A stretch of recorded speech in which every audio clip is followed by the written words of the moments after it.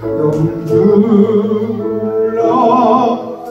살며 그 영광 돌아서 그로 십자가 날리셨네 날리셨네 나의 생명 있으면 주님의 은혜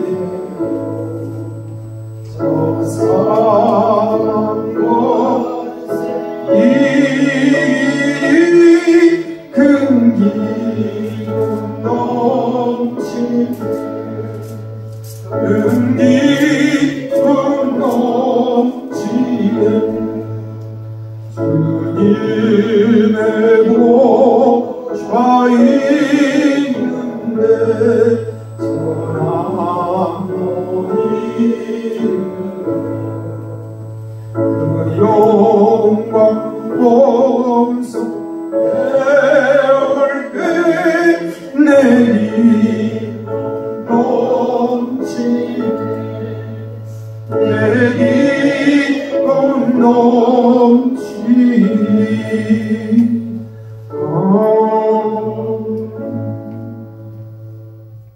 신앙고백을 봅니다.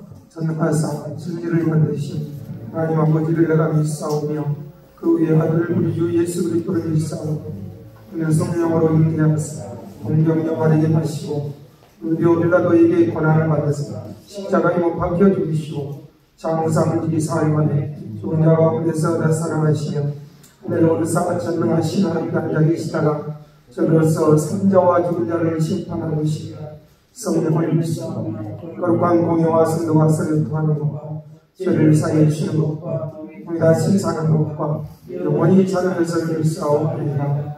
아멘. 160장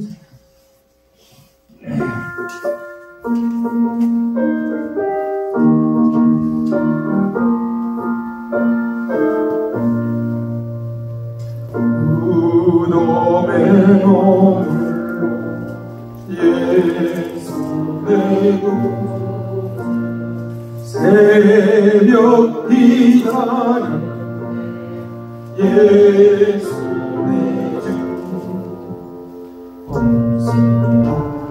이고 무덤에서 살아나신 어둠을 이기시고 나와서 성도와 함께 일어서시네 하셨네 예수 다시 사셨네. 안식은 첫날 매우 일찍 해떴는데 그 무덤으로 가며 서로 말하되 누가 우리를 위하여 무덤문에서 돌을 굴려주려 하니 이늘로 먼저 벌써 돌이 굴려져 있는데 그 돌이 심히 크더라. 무덤에 들어가서 흰옷을 입은 한 청년이 모편에 앉은 것을 보고 놀라매 청년이 이르되 놀라지 말라. 너희가 십자가에 못 박히신 나사렛 예수를 찾는구나. 그가 살아나셨고 여기 계시지 아니라 보라 그를 두었던 곳이니라. 가서 그의 친자들과 베드로에게 이르기를 예수께서 너희보다 먼저 갈릴리로 가시나니 전에 너희에게 말씀하신 대로 너희가 거기서 배우리라 하라 하는지라. 여자들이 몹시 놀라 떨며 나와 무덤에서 도망하고 무서워하여 아무에게도 아무 말도 하지 못하더라. 아멘. 오늘 살아계신 주라는 제목으로 부활절 예배에 드리겠습니다. 오랜만에 성도님들을 통해 예배를 얼굴 대면하면서 위해서 감사드리고 또 하나님께 감사드립니다. 우리 시간에 초대교회 성도들을 만나면 이렇게 인사했다고 합니다. 우리 주님이 부활하셨습니다. 우리도 부활합니다. 할렐루야. 이렇게 인사를 하고 합니다. 초대교회는 그야말로 부활 공동체이고 부활신앙으로 이들이 똘똘 뭉쳐있는 강력한 신앙 공동체가 부활을 초대교회에 있습니다. 오늘 오늘 그리스도께서 죽은 지 사흘 만에 다시 살아나신 그 부활주일입니다. 부활주일 예배를 통해서 그동안 우리가 코로나19로 인해서 많이 침체되고 약해졌던 우리 신앙들이 다시 회복이 되고 부활되는 그런 새은혜가 넘치기를 바랍니다. 우리가 온라인 예배를 드리면서 참 이 실제 이 현장 예배 우리가 모여서 함께 찬양하고 기도하고 예배 드리는 것이 얼마나 또 소중한 것도 이번 기회에 우리가 깨닫게 됐습니다. 그래서 이 모여서 함께 예배 드리는 것이 큰 은혜요 축복이라는 것을 다시 깨닫고 열심히 예배에 참석해서 함께 은혜를 나누시기를 바랍니다.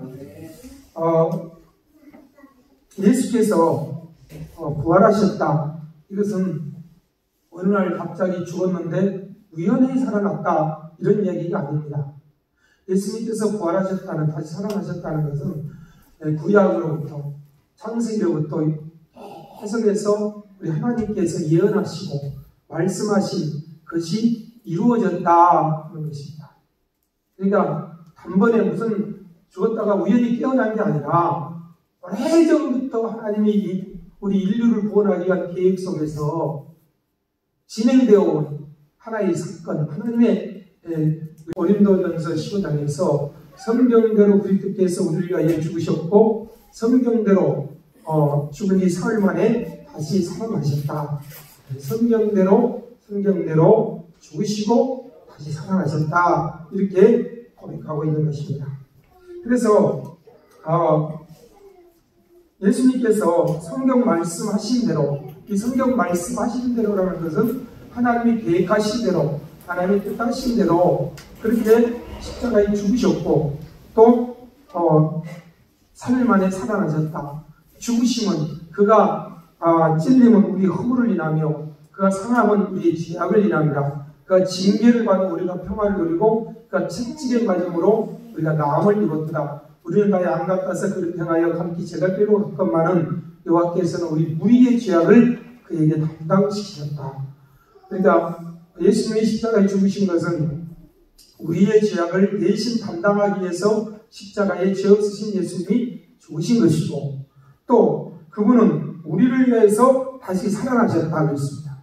로마서 4장 25절에 예수는 우리의 범죄함을 인하여 내어줌이 되고 또한 우리를 의롭다 하심을 위하여 살아나셨다 했습니다. 그래서 우리의 의롭다함을 얻기 위해서도 예수님은 부활하셔야 했다는 것이죠. 자, 그래서 우리는 이 기독교 신앙은 이 십자가와 부활이라는 두 기둥으로 든든하게 서 있게 되는 것입니다. 이렇게 부활신앙이라는 것은 초대교회를 참 가장 핵심적인 신앙이었고 오늘 우리가 가져야 될 가장 핵심적인 신앙 또한 부활신앙입니다. 자, 부활신앙은 첫 번째로 이 초대교회를 탄생시켰습니다. 만약에 예수님께서 부활하지 않았다면 사도 바울의 말대로 너희 믿음이 헛것이다. 그렇죠. 우리가 예수님 십자가에 달려서 그것으로 끝나버렸다면 아마 또 정말 처참한 패배로 기록되지 않을 수가 없을 것입니다. 대제사장과 바리새인들, 본디오 빌라도 총독, 또 로마 군병들, 그 다음에 사악한 무리들, 저들이 우리가 이겼다고 큰 소리치고 아주 회제를 불렀을 것입니다. 그러나 주님께서 이 죽음 가운데 다시 살아나심으로 슬퍼하고 두려워하는 제자들을 찾아가서 그들을 다시 이렇게 세웠습니다. 그리고 그들은 마가다락방에 모여서 예수님의 약속을 붙잡고 기도하다가 성령을 받게 됐고 성령을 받게 되니 그들 속에 부활신앙이 확신 있게 자리 잡게 됐습니다. 부활신앙이 들어왔다는 거예요. 예수께서 부활하셨다. 이 사실을 그들은 비로소 담대하게 증거하기 시작했고 이 부활신앙을 전파하자 많은 그리스도 사람들이 예수를 믿고 죽기로 돌아와서 초대교회가 세워지게 된 것입니다. 그래서 초대교회는 부활신앙으로 세워진 부활의 공동체였다는 거죠. 역사가 유세비우스가 교회사를 썼는데요. 이 교회사에 어떤 보고서가 나왔냐면 본디오 빌라도가 로마의 황제에게 보낸 보고서가 하나 기록되어 있습니다. 실제 문서입니다. 그 문서 속에는 뭐가 있냐면 예수님에 대한 이야기들, 기적들, 그 내용들, 예수님이 했던 기적의 내용들이 있었고, 그리고 마지막에 예수께서 죽은 자 가운데서 다시 살아나셨다는 이 보고가 있습니다. 그래서 이 부활로 인해 가지고 많은 사람들이 예수님을 하나님으로 믿게 되었다는 그런 보고를 빌라도가 로마 황제에게 보고한 문서가 있다는 것입니다. 이것은 뭘 말하겠습니까? 예수께서 부활했다는 것이 역사적 사실이라는 것입니다. 실제 했다는 로마 총독 빌라도가 보고했다는 것입니다. 자, 그래서 이 부활로 인해 가지고 교회가 붐이 됐다. 부활신앙을 전파하고 부활신앙으로 무장한 성도들이 나가서 이렇게 전파하니까 교회가 크게 붐됐다는 그런 보고였습니다. 오늘 여러분, 우리가 부활하신 예수 그리스도를 우리가 믿고 내 마음에 확신을 갖고 그 부활하신 예수 그리스도를 증거할 때 교회가 붐이 되고 다른 사람들이 주께로 돌아오는 역사가 있을 줄로 믿습니다. 또 부활하신 예수를 만날 때 우리가 믿음의 확신을 가지게 됩니다. 사람이 머리로 아는 지식과 또 마음으로 확신하는 것은 굉장히 많은 차이가 있습니다. 머리의 신앙이 마음의 신앙으로, 확신의 신앙으로, 정말 아무리 예수께서 죽은 자 가운데 3일 만에 부활하셨다고 외쳐도 지식으로는 알아도 내 마음에 확신이 없으면 능력이 나타나지 않습니다.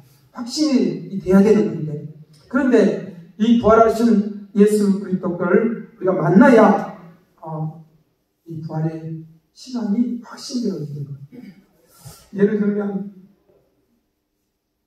세상의 12제자 중에서 제일로 의심이 많은 제자가 누굽니까? 도마라 그럽니다. 그래서 어떤 분은 우리 인간은 도마의 손금을 타고 태어났다, 이런 의심하는 존재로 태어난다. 너무 의심이 많다. 안 믿는 거, 못 믿는다는 것이다, 사람들이 웬만해서. 그래서 도마도 부활하신 예수님이 나타났을 때 다른 제자들을 만나고 기뻐했는데 이 도마는 그때 없었어요. 그래서 다른 제자들이 우리가 부활하신 예수를 만났다 그러니까 도마가 뭐라 그러냐면, 나는 그 손에 못자국에 손을 내가 만져보고 옆구리에 창자국에 손을 넣어보지 않고는 부활한 걸 못 믿겠다 이랬습니다. 자, 그러고 나서 얼마 후에 예수님께서 그 도마의 그 의심을 없애주기 위해서 다시 나타납니다. 도마에게 나타나서, 도마야, 자 이리 와서 네 손으로 만져봐라. 내 손에 못자국을 만져보고 내 옆구리 창자국을 만져보고 믿음 없는 자가 되지 말고 믿는 자가 되라. 그렇게 했더니 도마가 바로 무릎을 꿇고 나의 주, 나의 하나님이십니다. 확신을 가지고 있습니다. 여러분, 우리가 부활하신 예수 그리스도를 만나야 부활신앙이 확실 있게 내 마음에 들어오게 될 줄로 믿습니다. 부활하신 주님을 만나는 것입니다. 그래서 우리가 예배는 뭡니까? 예배는 우리가 이 부활하신 주님을 오늘 예배 가운데 모시고 그 부활하신 주님을 만나는 것이 예배의 본질입니다. 그래서 그분을 만나야 우리가 부활의 확신을 가지고 세상을 이기며 살아갈 수가 있잖아요. 부활신앙. 그 다음에 부활신앙을 가지게 되면요, 이 부활은 성도들의 부활의 보증이 된다고 했습니다. 예수님이 부활하셨다는 것은 첫 열매라고 했습니다. 여기서 첫 열매라는 것은 뭐냐면요, 아팔케라는 것으로 패턴이 되고 모본이 되고 표본이 된다, 모델이다, 본보기다, 이런 뜻입니다. 그러니까 예수님이 죽었다가 다시 살아나신 것이 하나의 본보기, 모델이 돼가지고 표본이 돼가지고 성도들도 똑같이 예수 믿는 성도들도 예수님 앞에서 부활의 은혜를 입게 된다는 것입니다. 그래서 예수님의 부활은 첫 열매로서 예수를 구주로 믿는 우리 모든 성도들이 다시 주님 다시 오시는 날 부활의 은혜를 입게 될 줄로 믿습니다. 그래서 예수님의 부활은 우리 부활의 보증이 되신다. 고린도전서 10장 22절에서 아담 안에서 모든 사람이 죽은 것 같이 그리스도 안에서 모든 사람이 삶을 얻으리라. 또 이 부활신앙이 교회를 오늘날까지 지켜줬습니다. 여러분, 초대교회가 설립되고 나니까 얼마나 핍박이 많았습니까? 로마 황제로부터 정말 감당할 수 없는 핍박이 몰려왔습니다. 예수 그리스도를 주라 고백하니까, 주라는 말은 로드, 왕, 이렇게 고백하니까 당시 로마 황제를 신으로 주라고 고백한, 그렇게 해놨는데, 그래서 통치를 했는데, 예수 믿는 성도들이 예수 그리스도가 주라고 고백하니까, 아니 황제 외에 누가 주냐 하고 반역죄로, 황제를 반역한다는 죄로 예수 믿는 자들을 잡아 죽이기 시작했습니다. 여러분, 코바데스라든지 이런 영화를 보시면 참 로마의 원형 경기장에서 사자와 호랑이를 풀어가지고 그 그리스도인들을 물어뜯어 죽게 하고, 또 심지어는 나무에 십자가에 박아서 불에 태워서 죽이기도 하고, 정말 엄청난 박해를 받게 됐습니다. 그런데 참 놀라운 것은 그들이 그 사자에게, 짐승에게, 맹수에게 쫓김을 당하면서 그들은 전혀 두려움도 하지 않고 오히려 만세만세 별리니 내가 들어갑니다, 이런 찬양을 부르면서 순교하는 모습입니다.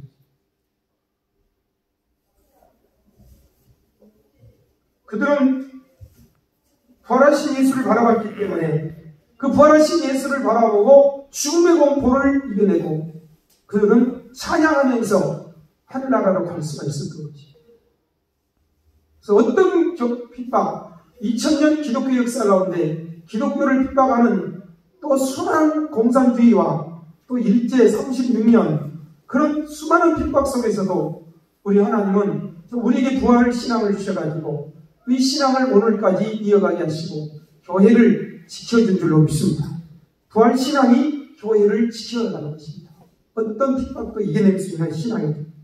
스데반이 돌에 맞아 죽어가면서도 부활하신 예수께서 하나님 보좌 우편에 앉아 계실 것이고 그는 그 고통을 이기고 오히려 천사의 얼굴을 하면서 정말 저들을 용서하면서 아름답게 순교할 수가 있었던 것도 바로 이 부활의 신앙이었던 것입니다.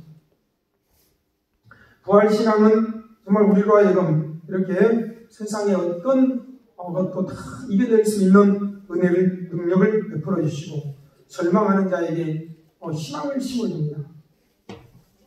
많은 사람들이 믿다가 좀 낙심하게 되고 절망하게 될 때가 많이 있습니다. 엠마오로 가던 두 제자도 예수께서 십자가에 달려 죽으셨다는 것을 듣고 그는 실망해서 엠마오로 터벅터벅 힘없이 걸어가고 있는데 부활하신 주님이 그들에게 나타나시가지고 그들과 함께 동행하고 그들에게 말씀을 가르쳐줄 때 가슴이 뜨거워지고 그들이 떡을 떼어줄 때 눈이 열려서 부활하신 주님을 보게 되고 다시 그들은 사명의 길 예루살렘으로 되돌아와서 사명을 감당하게 됐습니다. 마틴 루터가 종교개혁을 하는데 너무너무 힘이 들었습니다. 얼마나 방해가 많고 대적들이 많고 그냥 기완장처럼 지붕의 기완장처럼 사탄 마귀가 대적을 하고 그래서 너무나 힘들고 지쳐서 그는 쓰러졌습니다. 그는 낙심하고 절망해버렸습니다. 그리고 방에 들어박혀 누워버렸습니다. 포기해버렸습니다. 그때 그 아내가 갑자기 어느 날 하얀 상복을 입고 방 안에 들어와서 울었습니다. 그랬더니 루터가 깜짝 놀랐습니다. 아니 여보 누가 죽었어? 그랬더니 예 하나님이 돌아가셨습니다. 아니 무슨 말이요? 이 무슨 불경한 말. 하나님 어떻게 돌아가실 수 있어? 그때 루터 아내는 하나님이 돌아가지 않았다면 당신이 그럴 수가 있겠어? 이렇게 누워있을 수가 있습니까? 어떻게 좌절하고 절망할 수 있습니까? 하나님이 살아계신다는데 왜 이렇게 절망하시고 낙심하십니까? 이 말에 아내의 말에 루터가 번쩍 눈이 뜨고 깨어났습니다. 그리고 일어나서 끝까지 종교개혁을 향해서 최선을 다해 나갔던 것이죠. 여러분, 우리가 부활하신 주님을 바라볼 때 새로운 용기와 소망을 가지고 힘을 낼 수가 있습니다. 어떤 낭패를 당하고 실망을 당하더라도 여러분, 눈을 들어서 부활하신 주님을 바라보시면 새롭게 일어나게 될 줄로 믿습니다. 한 마을에 꽃을 파는 노인이 있었는데 가난했습니다. 너무 옷도 허름하게 입고 이마에는 주름이 다 많이 끼고 그랬는데 항상 웃고 항상 행복했습니다. 그래서 사람들이 아니 이 노인이 뭐가 저렇게 웃고 다니고 행복하냐 비결을 물어봤습니다. 그랬더니요, 저에게 비결 하나 있습니다. 행복의 비결이 있어요. 뭐냐 그랬더니 나는요 고통스러운 일을 당하면 언제나 예수님을 바라봅니다. 예수님은 금요일날 십자가에 달려 죽으셨고 주일날 3일 만에 다시 사셨습니다. 저는 고난이 올 때마다 마음속에 앞으로 사흘만 기다리자, 하루 이틀 사흘만 기다리자, 그리고 견디고 웃고 그렇게 살아가고 있습니다. 여러분, 오늘 저와 여러분도 고난이 닥치거나 어려움이 닥치면 낙심하거나 절망하지 말고 부활하신 주님을 바라보시고 여러분도 3일만 기다리자, 사흘만 기다리자. 그러면 부활의 기쁨이 찾아오게 될 것이다. 이렇게 이겨나가시길 바랍니다. 또 부활신앙은요, 우리를 도덕적으로 올바르게 살아가게 하십니다. 여러분, 우리가 인생을 살아가는데 하늘을 바라보고 사는 사람이 있고 땅을 보고 사는 사람이 있습니다. 부활신앙을 가진 사람은 언제나 위를 바라보고 하늘을 바라보고 살기 때문에 항상 자신의 삶에 대해서 책임을 지면서 올바르게 살려고 몸부림치게 됩니다.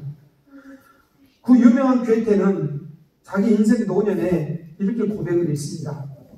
내가 부활을 사실로 믿기 전에는 나의 모든 것은 다 오류였습니다. 잘못됐습니다.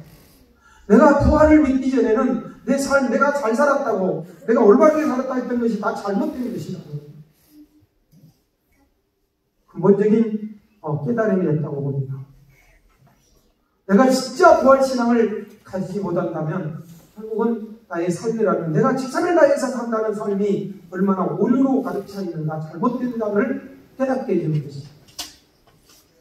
사도 바울은 여러분 아시다시피 얼마나 열심히 살았습니까? 바리새인 중에 바리새인도 율법에 흠이 없고, 정말 사도 바울은 남한테 싫은 소리 하나 안 듣고 나쁜 짓 안 하고 정말 율법을 지키면서 최선을 다해서 인생을 살았습니다.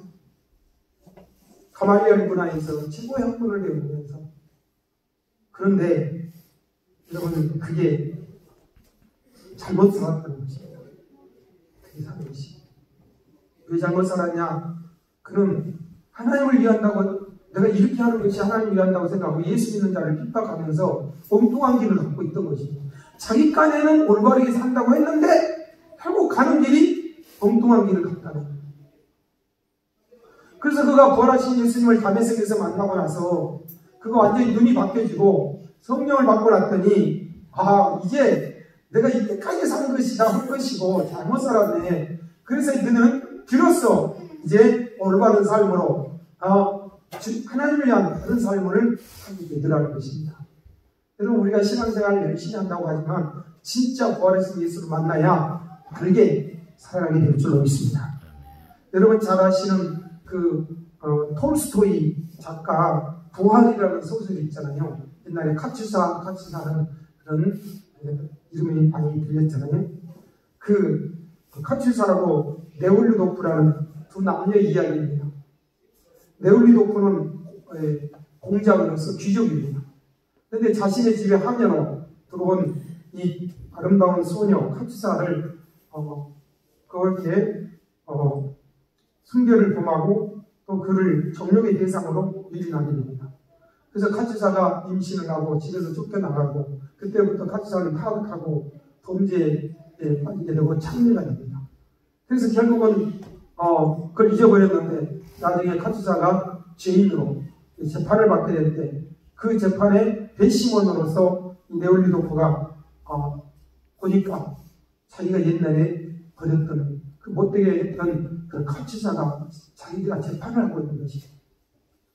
그래서 그는 그 과정에서 이 여인의 타락의 삶, 이 죄악된 삶이 자기에게 책임이 있다 깨닫게 됩니다. 그리고 이 카투사를 따라서 시베리아로 유형을 가는데 거기서 부활의 종소리를 듣게 되고 그러면서 그는 깨어나게 됩니다. 양심이 부활되고 다시 올바른 삶으로 바꿔지게 되는 것이죠. 그래서 예수 그리스도의 부활을 믿을 때 오늘 여러분 우리를 깨끗하게 하고 올바르게 살아갈 수 있는 바르게 사는 삶을 살아가게 만들어주는 것이 부활신앙이라는 겁니다. 하늘의 소망을 두고 사는 사람은 땅에 매여 있을 수가 없고 땅의 정욕, 육신의 소욕대로 살 수가 없기 때문에 언제나 우리를 거룩한 삶으로 올바른 삶으로 이끌어 가게 되는 것이죠. 또한 부활의 신앙을 가지게 되면 우리 두려워하는 자들이 담대함을 얻게 됩니다. 여러분 인간은 두려워하는 존재입니다. 항상 불안합니다. 그래서 실존주의 철학자들은 인간의 실존을 불안이라고 했습니다. 불안. 항상 뭔가 불안하고 두려워합니다. 지금도 코로나19로 인해서 얼마나 전 세계적으로 불안하고 우리가 지금 사람 만나는 것이 불안하고 두렵습니다. 두려움을 극복할 수 있는 유일한 신앙이 부활신앙이라는 것입니다. 예수님께서 두려워하는 제자들을 찾아갑니다. 너희에게 평강이 있을지어다. 두려워하지 말아라. 평강이 있을지어다. 평강을 주었습니다. 마음의 평안함. 그리고 부활신앙을 가진 제자들은 담대하게 사람은요 제일 무서운 게 죽음이라는 것입니다. 죽음의 공포. 그리고 죽기가 무서워서 일생에 매여 종로로 다니는 인생이다. 여러분 사람이 죽는 것만큼 두려운 것이 없잖아요. 다들 죽음 앞에서 오늘 코로나19가 왜 이렇게 사람을 우리 힘들게 합니까? 죽음의 공포입니다. 죽는 것이 두려워서 지금 이렇게 전 세계가 이런 몸살을 앓고 있는 거죠. 그런데 부활신앙은 이 죽음의 권세를 이기는 담대함을 우리에게 주는 것입니다. 부활신앙을 가진 사람은 죽음을 두려워하지 않습니다. 그래서 이 세상에서 가장 담대한 사람이 누구냐? 부활신앙을 가지고 살아가는 사람. 가장 두려움 없이 담대하게 살아갈 수가 있는 것입니다. 두려움에 떨고 있던 제자들이 부활신앙으로 무장되자 그들은 매를 맞아도 두려워하지 않고 감옥에 가둬도 전혀 불안하지 않고 두려워하지 않고 심지어 목이 잘려 죽는다 해도 그들은 순교도 두려워하지 않았습니다.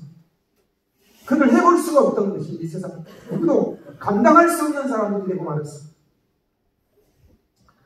전에 그 박효진 장로님이라는 분이 계신데요. 이분이 교도소에서 전도할 때 사형수를 복음제를 있었습니다.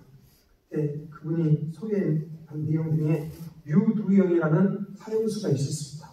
이 유두영이 사형수가 아주 잔인한 살인범이었습니다. 그래서 막 사람만 봐도 막 소름이 끼칠 정도로 근데 그를 불러다가 상담을 하고 전도를 하는데 처음에는 막 설기등등하고 아주 냉소하고 무시하고 이러는데 그래서 이 장로님이 기도하지 않았더니 눈을 번쩍 뜨고 째려보고 있더라고요. 그래도 눈을 꿇고 맨바닥에 성령이 역사하시니까 그 유두영이를 안고 이렇게 기도를 하는데 그때 그 완악한 마음이 녹아지더라는 것입니다. 그 사형수가 회개하고 울기 시작합니다. 그리고 이제 예수를 영접합니다. 그러고 나서 이게 변화가 된 거예요. 제수들한테 야 너 사형수들만 있는 곳이니까 죽을 준비해라. 죽을 준비해. 예수 믿어야 돼. 그 전도하기 시작했어요. 어느 날 유두영이 사형 집행 날이 왔습니다. 보통 사형수들이요 사형 집행이 딱 자기한테 떨어지면 날이 떨어지면 막 안 가, 못 가 하면 막 바둥바둥 발버둥을 치고 또 가다가요 엄마 아빠를 부르고 막 난리를 친답니다. 안 가려고. 그 바지에다가 막 대수전 오줌을 싸고 똥을 싸고 막 이를 벌벌 떨고 막 이래가지고 하여튼 별 사람이 다 있다는 거예요. 사형장에 끌려가니까. 그런데 사형 집행 날에 끌려가면서 유두영이가 이거 너무너무 담대한 거 있잖아요. 할렐루야 하고 할렐루야 하면서 사형장으로 끌려가는 것입니다. 그래서 이 박유진 장로님이 야 제가 겁이 나서 그런가 하고 이렇게 봤더니 그게 아니더라고요. 두영아 잘 가 했더니 예 장로님 나 먼저 갑니다 하고 당당하게 말하더라고요. 그래서 막 전신에서 그 몸에서 막 영적 권위가 막 풍겨 나오는데 그 깜짝 놀랄 정도였다고. 사형장에 다 도착하니까 이제 소장이 부도소장이 말합니다. 오늘 법무부 장관의 명령에 따라 유디영 씨의 사형을 집행합니다 하고 떨리는 목소리로 집행을 선고합니다. 그때 유디영이가 아멘 하더라고요. 소장이 이름 생년 어딜 하고 다 물어보고 죄상을 요약하여 말을 하는데 유디영이가 갑자기 손을 들었습니다. 소장님 부탁이 있습니다. 그 소장님 지금 읽는 그 제목은 제가 다 지은 겁니다. 맞습니다. 제가 하나님을 모를 때 지은 죄입니다. 내가 하나님을 좀 더 일찍 알았더라면 절대 그런 죄를 안 졌을 것입니다. 이와 같이 늦게나마 참 깨닫게 됐습니다. 그래서 그 제목을 말씀해 주지 마십시오. 다 내가 더러운 죄를 예수님은 다 십자가 피로 지시고 기억도 안 하신다고 했습니다. 그래서 내가 예수 믿고 8년 세월 동안 이제 회개하고 죄사함 받고 하나님 나라 아버지 나라 가게 됐으니까 아버지가 기억하시는 그 죄를 더 이상 말하지 마십시오. 기억하지 않게 깨끗하게 하늘나라로 가겠습니다. 이렇게 말하니까 이 소장의 눈에서 눈물이 흐르더랍니다.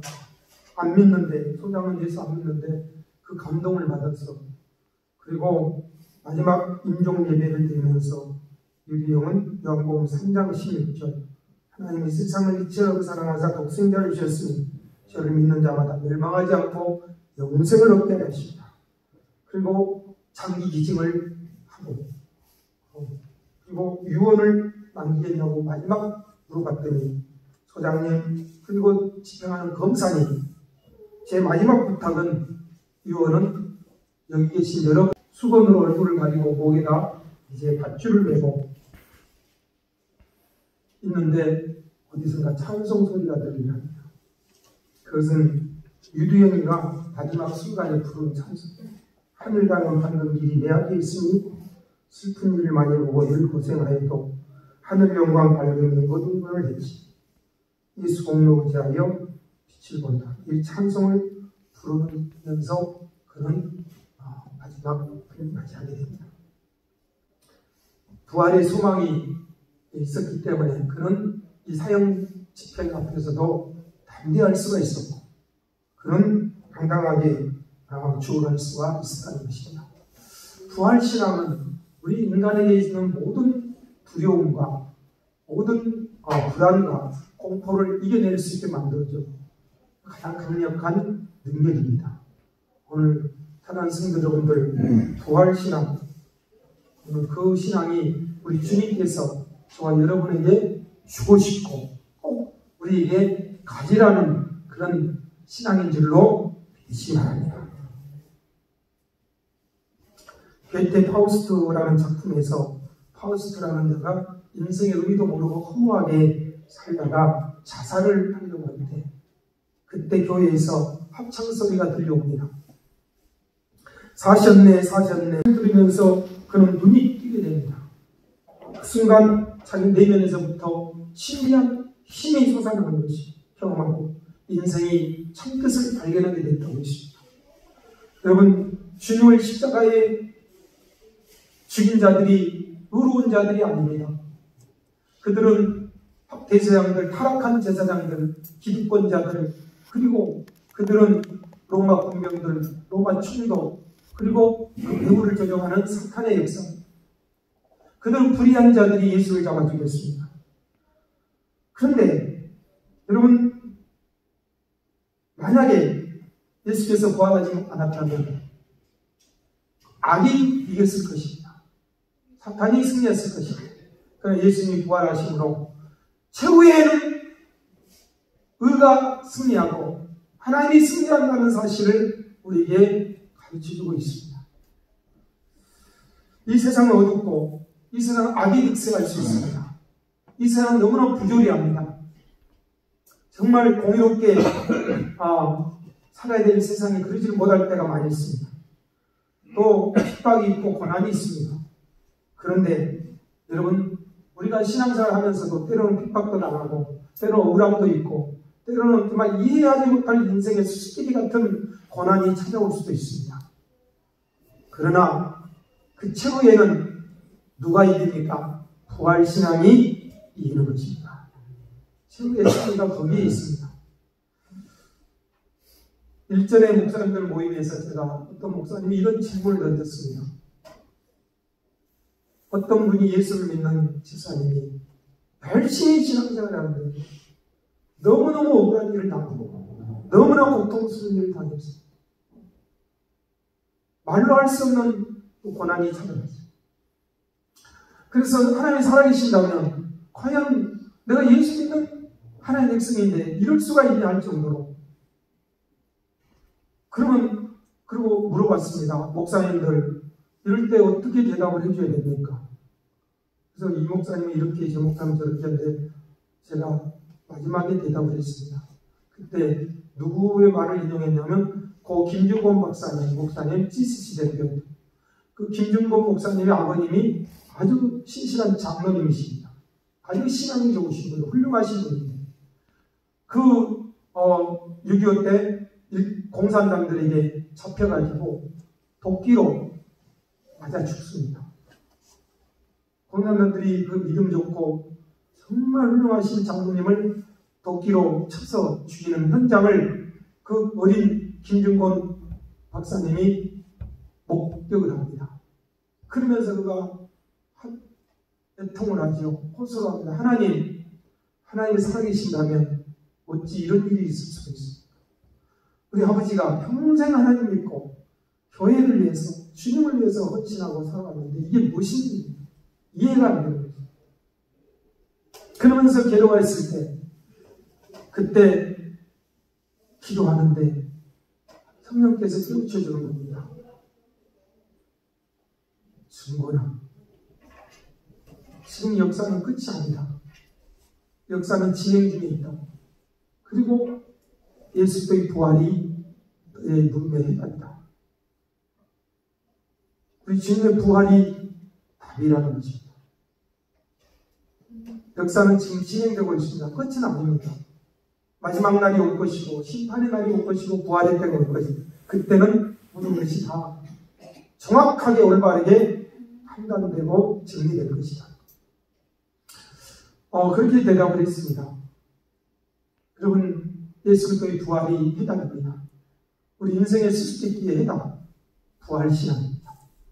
이 부활신앙으로 여러분 어떤 어려운 문제 속에서도 굳건하게 신앙을 지키고 끝까지 승리하시길 바랍니다. 그래서 마지막 날 우리 주님이 우리를 부르실 때, 또 주님을 만날 때 그 최후의 승리 함께 찬양할 수 있는 우리 모두가 되시기를 축원합니다. 기도하겠습니다. 하나님 아버지,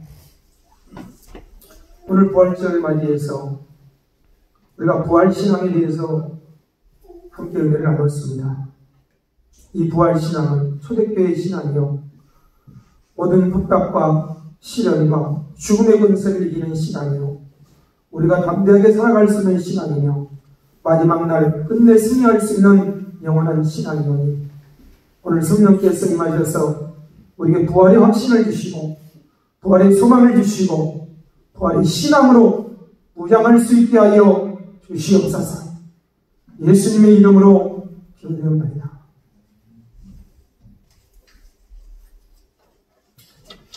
사망 권세를 이기고 부활하신 예수님, 부활의 권세와 능력으로 오늘 승리하시길 바라고요. 또 정상적으로 예배를 시작했습니다.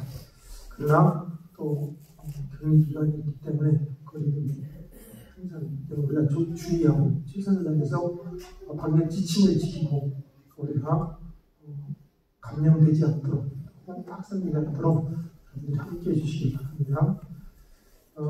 4.15 국회의원 선거에 여러분들 함께 참여하도록 좋은 결과가 있게 되기를 기대해 주시기 바랍니다. 중복이 되시고 코로나19로 인해서 전화번호부를 새로 제작해서 배부합니다.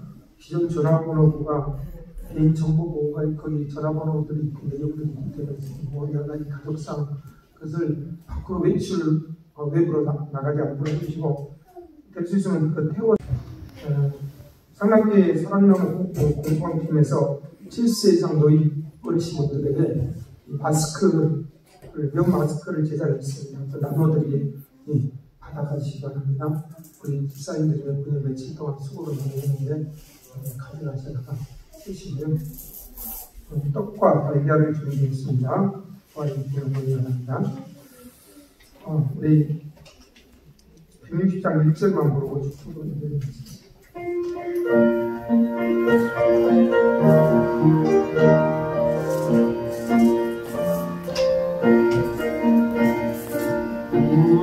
무덤 머물러 예수 내고 새벽 기다려 예수